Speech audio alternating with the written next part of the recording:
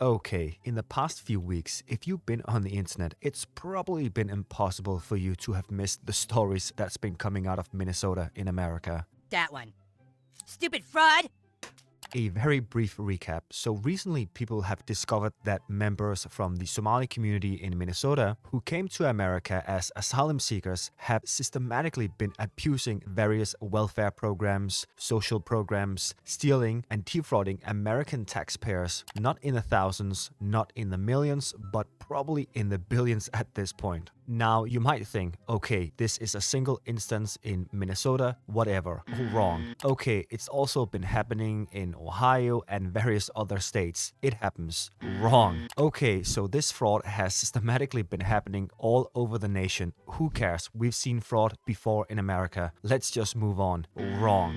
This systematic stealing from taxpayers is so much bigger than you could have ever imagined. This is worldwide fraud, abusing social welfare programs in almost every single Western country across the planet. Hey, Martin, you forgot your wallet. In brief, following the collapse of the Siad Barre military regime in the 1990s, Somalia has essentially faced an ongoing civil war ever since, with many people therefore leaving, which is the reason why you now see this demographic residing in Western countries across the globe. And so what is interesting about the stories that's been coming out of Minnesota is not so much that systematic, organized fraud has been happening, but that it is so relatable to what you also see across so many other Western countries that have accepted these asylum seekers. If we go across the Atlantic to Europe, and specifically Britain to begin with. So what are you going to do? I'll knock your bloody nose down your throat. Alright then, go on then. It's the exact same issues you see here as well. Somali nationals were jailed for a total of 17 years after defrauding £1.8 million, but police believe up to £6 million of public funds could have been lost as a result of this fraud. They set up fake charities, then took huge contracts from the government and city councils with the pretext of housing poor immigrants. All the money was either stolen, spent, or laundered. Fool me once. Shame on you. If fool me, we can't get fooled again. You sure about that? You sure about that? You sure about that? And the stories do not stop here. Somali asylum seekers used fake ID to claim housing benefit, council tax benefit, income support, disability living allowance, stealing almost £100,000 alone. And it's gone.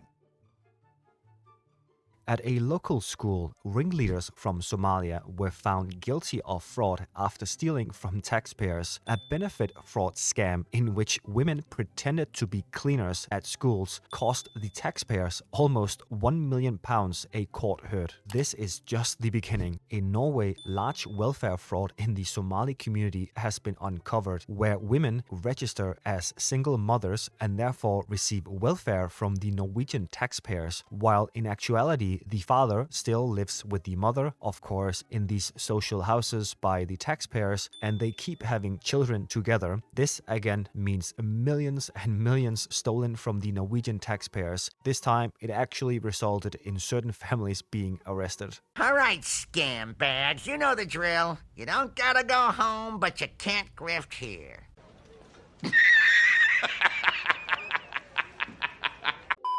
Across the border in Denmark, you have organized crime with Somali-owned companies who runs a systematic VAT and tax scam, deliberately bankrupting themselves, leaving behind tens of millions of euros owed to the state, with all the money being laundered out of the country. And a quick drive across the bridge. In Sweden, journalist exposes Somali welfare fraud scheme similar to that in Minnesota. In Sweden, Somali-run organization received more than 1 million Swedish krona in 2021 from the Swedish National Agency for Education to provide homework help, cultural programs, and sports activities for children. But no children were ever found, only 2 adults in an empty room. All staff members besides one from their official website were all fictitious identities, with headshots all being from Google stock photos.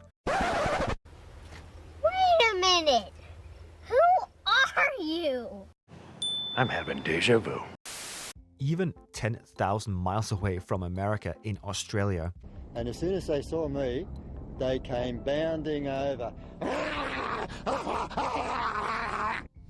the federal government is investigating allegations of ethnic families rotting the childcare system to pocket taxpayer-funded subsidies. More than 50 families, mostly in the Somali and Sudanese communities, are swapping children or just timesheets between families and falsely reporting their kids are in approved family daycare to claim federal government subsidies. Oh, that's so smart! It's not. It is, Bob.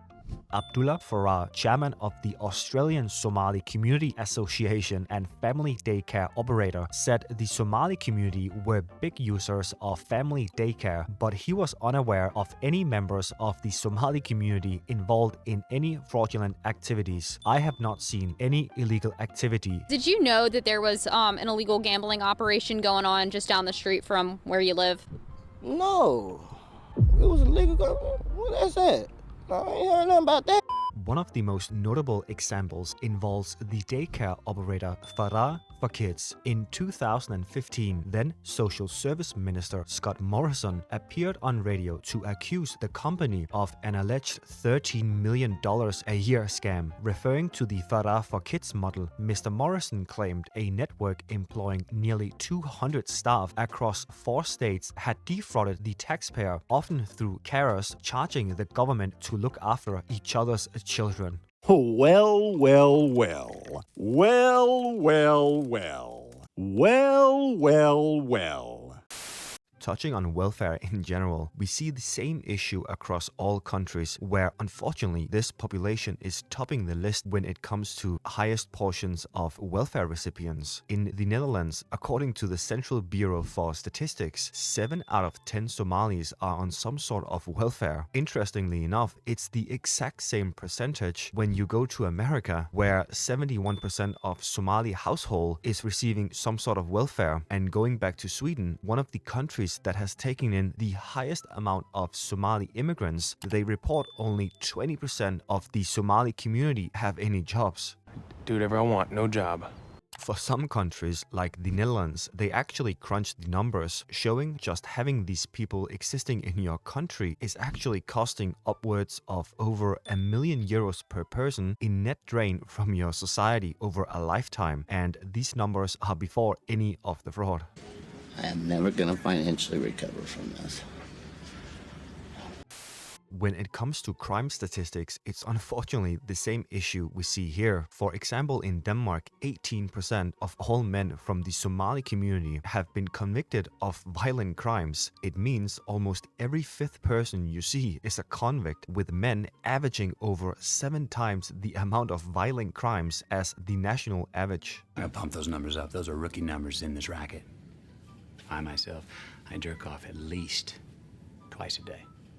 Wow. I do not know about you, but I think most can agree that it's hard to see how this is sustainable in the long run. I do believe the combination of these issues, if not fixed in the future, will ultimately make a huge portion of citizens in Western countries rethink their thoughts towards the whole asylum system and whether or not you should even accept people from certain countries or even any people to begin with.